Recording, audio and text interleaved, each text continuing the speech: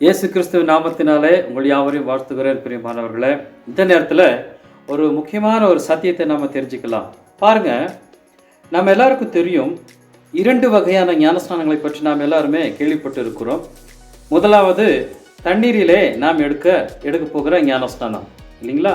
இந்த ஞானஸ்நானத்தை நம்முடைய பாஸ்டர்மார்கள், ஊழியக்காரர்கள் என்ன பண்ணுறாங்க அப்படின்னா, அதாவது நம்மை போல மனுஷர்கள் என்ன பண்ணுறாங்க, இந்த ஞானஸ்நானத்தை தருவாங்க. 2வது வகையான ஒரு ஞானஸ்நானம் இருக்குது அப்படின்னு சொல்லி பைபிள் இருக்குது. அது என்ன அப்படின்னா, பரிசுத்த ஆவினாலே ஞானஸ்நானம் பெறுகிற ஒரு காரியம். அதாவது யோவான் ஸ்நானகன் இயேசு கிறிஸ்துவை பார்க்கிற அந்த நேரத்தில் அவர் சொல்கிறார், நம்மில் அறியாத இருக்கிற ஒருவர் நம் நடுவில் இருக்கிறார், அவர் பரிசுத்த ஆவினாலும் அக்னியினாலும் உங்களுக்கு ஞானஸ்நானம் கொடுப்பார் என்று அவர் சொல்லியிருப்பதை நம்ம பார்த்துருக்கிறோம். அப்போது நம்ம எல்லாருக்கும் தெரியும், ஜலத்தினாலே ஞானஸ்நானம் எடுப்பதும் 2வதாக பரிசுத்த ஆவினாலே ஞானஸ்நானம் எடுத்துக்கொள்வதை பற்றி நம்ம தெரிந்து வைத்திருக்கிறோம். இப்போது இன்னொரு காரியத்தை உங்களுக்கு நான் சொல்ல போகிறேன். பாருங்கள், 3வது வகையான ஒரு ஞானஸ்நானம் இருக்குங்க. அது வேதத்தில் சொல்லியிருக்கு. இன்றைக்கி இந்த வீடியோவில் அந்த காரியத்தை உங்களுக்கு நான் சொல்லி சில சத்தியங்களை நாம் தெரிந்து கொள்ளலாம் அப்படின்னு சொல்லி நான் இந்த பதிவிடுறேன். அப்போ 3வது வகையான ஒரு ஞானஸ்நானம் இருக்குங்க. இந்த ஞானஸ்நானம் இந்த ஞானஸ்நானமானது தான் முதல்ல வருது. முதல்ல இந்த ஞானஸ்நானத்தை தான் நாம் எடுக்கிறோம். ஆனால் நம்ம அநேகருக்கு இது தெரியாது. நாம் நினைக்கிறோம் முதலாவதாக தண்ணீரில் எடுக்கிற ஞானஸ்நானம் தான் முதலாவது என்று. இல்லை. இப்போ நான் சொல்ல போகிற ஒரு ஞானஸ்நானத்தை கடவுள் தேவன் நமக்கு தருகிறார். அது என்ன அப்படின்னு சொல்லி இந்த நேரத்தில் உங்களுக்கு வேத வசனத்தின் ஆதாரத்தின் மூலமாக உங்களுடனே நான் ஷேர் பண்ண போகிறேன். பாருங்க, 1 கொரிந்தியர் 12ஆம் அதிகாரம், 1 கொரிந்தியர் 12:13 13வது வசனம் இப்படி சொல்லுகிறது. நான் வாசிக்கிறேன்.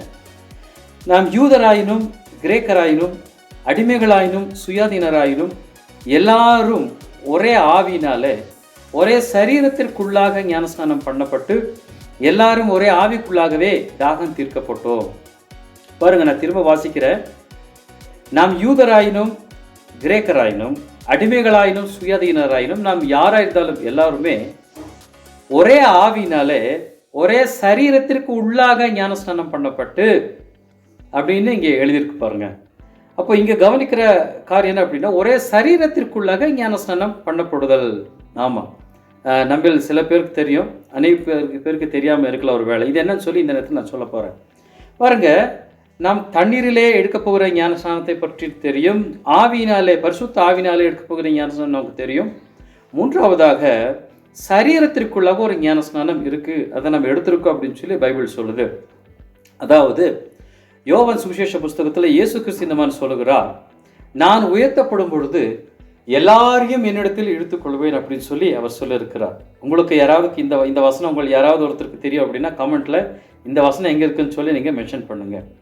ஆண்டவராக இயேசு கிறிஸ்து சொல்லியிருக்கிறார், நான் உயர்த்தப்படும் பொழுது உங்கள் எல்லாரையும் என்னிடத்தில் இழுத்துக்கொள்வேன் அப்படின்னு அவர் சொல்லியிருக்கிறார். அப்படின்னு என்ன அர்த்தம் அப்படின்னா, இயேசு கிறிஸ்து மரிக்கிற அந்த நேரத்தில் நாம் எல்லாரும் அவருக்குள்ளாக மறுக்கிறோம். அதாவது ஆதாமின் மூலமாக பிறந்த ஒவ்வொரு மனிதர்களும், முழு மனுக்குலமும் இயேசு கிறிஸ்துவுக்குள்ளாக மரிக்கிறோம் அப்படின்னு சொல்லி அந்த அர்த்தத்தில் அவர் சொல்லியிருக்கிறார். அப்போ இயேசு கிறிஸ்து நமக்கு தெரியும், இயேசு கிறிஸ்து சிலுவையிலே அவர் பாடுபட்டது, அவர் அறையப்பட்டது, அவர் ஏற்றுக்கொண்ட மரணம் எல்லாமே அவருடைய காரணத்திற்காக அல்ல, நம்முடைய காரணத்திற்கு. அதாவது நாம் பாவிகளாக இருந்தபடினாலே நமக்காக வேண்டிய தண்டனையை அவர் ஏற்றுக்கொண்டார். அப்படின்னா இயேசு கிறிஸ்து முழு மனுக்குலத்தின் சார்பாக ஒருவரை அந்த தண்டனை ஏற்றுக்கொண்டார். அப்போ இதை தான் இயேசு கிறிஸ்து சொல்லுகிறார், நான் உயர்த்தப்படும் பொழுது உங்கள் எல்லாரையும் என்னிடத்தில் இழுத்துக்கொள்வேன் அப்படின்னா என்ன அர்த்தம் அப்படின்னா, என்னுடைய மரணத்திற்குள்ளாக உங்கள் எல்லாரையும் நான் வைத்துக் கொள்கிறேன், நீங்கள் எல்லாரையும் என்னுடனே கூட அந்த மரணத்தை நீங்கள் மரணிக்க போகிறீர்கள் அப்படின்னு சொல்லி அவர் சொல்லியிருக்கிறார். அப்போ இதை தான் நான் இப்போ உங்களுக்கு தெளிவாக சொல்ல போகிறேன். இன்னொரு வசனம் நான் சொல்கிறத காமிக்கிறேன். தீத்து புஸ்தகத்தில் 3ஆம் அதிகாரம் அங்கே ஒரு வசனம் சொல்லியிருக்கு பாருங்க. 5வது வசனம், நாம் செய்த நீதியின் கிரியைகளின் நிமித்தம் அவர் நம்மை ரட்சியாமல் தமது இரக்கத்தின்படியே மறுஜென்ம முழுக்கினாலும் பரிசுத்த ஆவியினுடைய புதிதாக்குதலினாலும் நம்மை ரட்சித்தார் அப்படின்னு எழுதியிருக்கு. இங்கே கவனிக்க வேண்டிய வசனம், எப்படி ரட்சித்தாராமா, மறுஜென்மம் முழுக்கினாலும். முழுக்கு அப்படின்னா மூழ்கி எடுப்பது பாருங்க. அப்போ மறு ஜென்மத்தை அவர் என்ன பண்ணுறாரு, கொடுக்குறார். ஃபஸ்ட் இருந்த ஜென்மத்தை இயேசு கிறிஸ்துவுக்குள் வைத்து ஒரு மறு ஜென்மத்தை, ஒரு புதிய ஜென்மமாக நம்ம என்ன பண்ணுறாரு, அவர் எடுக்கிறார். அப்போ இதை தான் பவுல் சொல்கிறார் 1 கொரிந்தியரில் 12:13, ஒரே ஆவியினாலே நாம் எல்லாரும் ஒரே சரீரத்திற்குள்ளாக ஞானஸ்நானம் பண்ணப்படுகிறோம் அப்படின்னு அவர் சொல்கிறார். இன்னும் தெளிவாக சுருக்கமாக சொல்கிறேங்க, இயேசு கிறிஸ்து சிலுவையில் அறையப்படும் பொழுது முழு மனுக்குலமும் அந்த அறையப்பட்ட அந்த ஒருவருடைய சரீரத்திற்குள்ளாக முழு மனுக்குலமும் வைக்கப்படுகிறது. வைத்து அந்த மரணத்தை ஏற்றுக்கொள்கிறது. நம்ம எல்லாரும் மரணத்தை ஏற்றுக்கொண்டோம். சிலுவையில் இயேசு கிறிஸ்து மரிக்கும் பொழுது நம்ம எல்லாரும் மரித்தோம். அவர் அடக்கம் பண்ண பொழுது நாம் எல்லாரும் அடக்கம் பண்ணப்பட்டோம். மூன்றாவதாக அவர் உயிர்த்தெழுகிற அந்த நேரத்தில் அவருடனே கூட நாம் எல்லாரும் உயிர்த்தெழுந்து புதிய சாயலை, புதிய ஜீவனை நாம் பெற்றுக்கொண்டோம். பார்த்தீங்களா? அப்போ இதை வெளிப்படையான அடையாளமாக காண்பிக்கிறதுக்கு தான் நம் தண்ணீரிலே மூழ்கி பின்பதாக என்ன பண்ணுறோம் அப்படின்னா வெளியிலே நாம் எந்திரிச்சு வர்றோம். அப்போ தண்ணீரிலே மூழ்கி எந்திரிச்சு வர்றது எதை காமிக்கிறது அப்படின்னா, முதலாவதாக நாம் மரணத்தை உள்ளே போய் அடக்கம் பண்ணப்பட்டு தண்ணீர்லேருந்து நம்ம புதிய ஜீவன் உள்ளவர்களாக நம்ம எழுந்து வருகிறோம் இல்லைங்களா?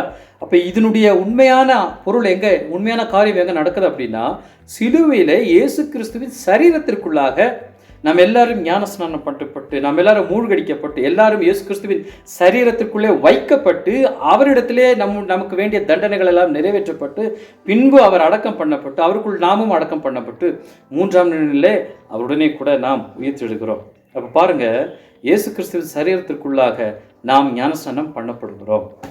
ஆமாம், இதனுடைய வெளிப்படையான அடையாளமாக தான் நம்ம என்ன பண்ணுறோம் அப்படின்னா, ஜலத்தினாலே மூழ்கி பின்பதாக நாம் திரும்ப தண்ணீர்லேருந்து வெளியே எழுந்து வருகிறோம் புதிய ஜீவன் உள்ளவர்களாக.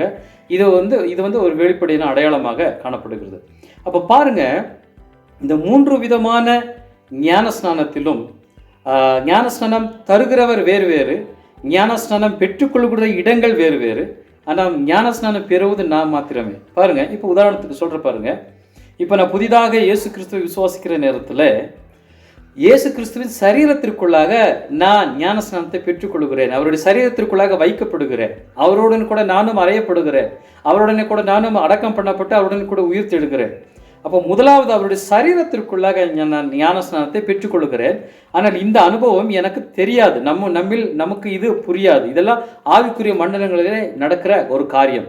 இந்த ஞானஸ்நானத்தை நம் அறியாமல் நமக்கு தருவது யார் அப்படின்னா, பரிசுத்த ஆவியானவர்.